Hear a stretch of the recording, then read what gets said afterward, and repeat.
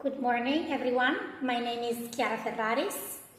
I have lived in Chongqing from 2018 till 2023, and I had the chance to experience firsthand some of the places we're going to present to you today.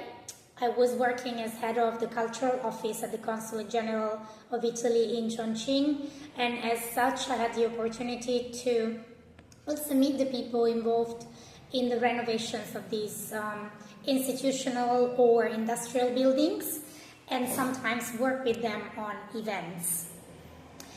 When Marco offered me the opportunity to speak at this conference, I didn't hesitate. I am sorry I cannot be there in person due to other work commitments, but you will find my contacts at the end of Marco's slide, and feel free to drop me an email or a message if you have any questions or you're interested in learning more about any of these specific cases.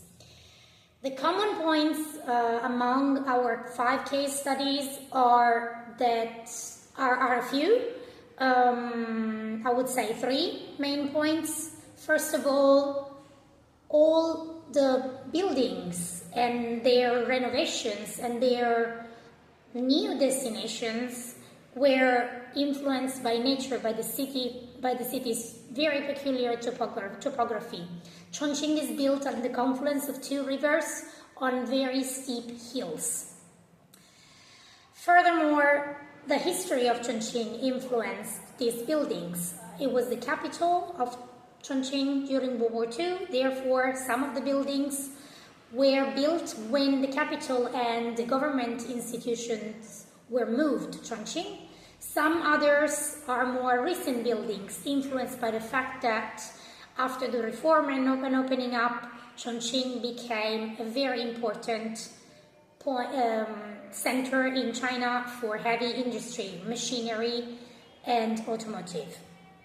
And the third one is the combination of government institutions and private companies who built, renovated, designed, and now manage these sites.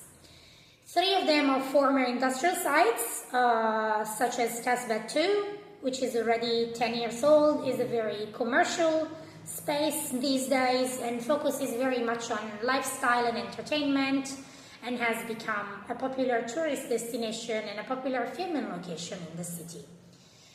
Another former industrial site is the 501 Art Base, which has a more intimate atmosphere.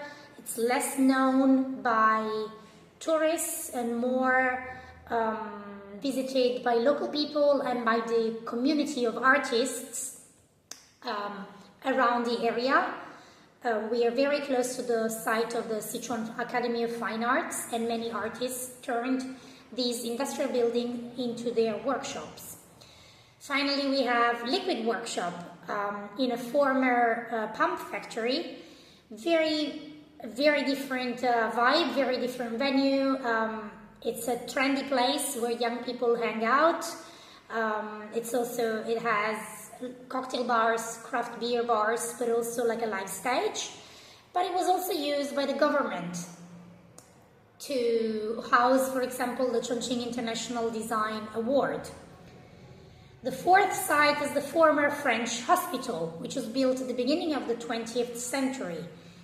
It's the same company who was involved in the renovation of Tasbat 2, has been involved in this project, but took a very different approach, preserving the ruins in which the site was found. It was heavily bombed during World War II, and focusing more on preserving its heritage and letting the building tell its own story.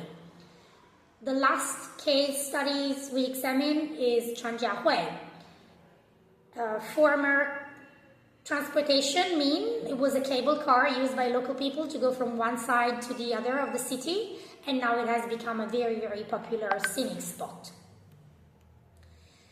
I think what these sites have in common is that they testify to the evolution of the city, to the evolution of its economy and its transformation, and also very important, the strong cooperation between government and private institutions.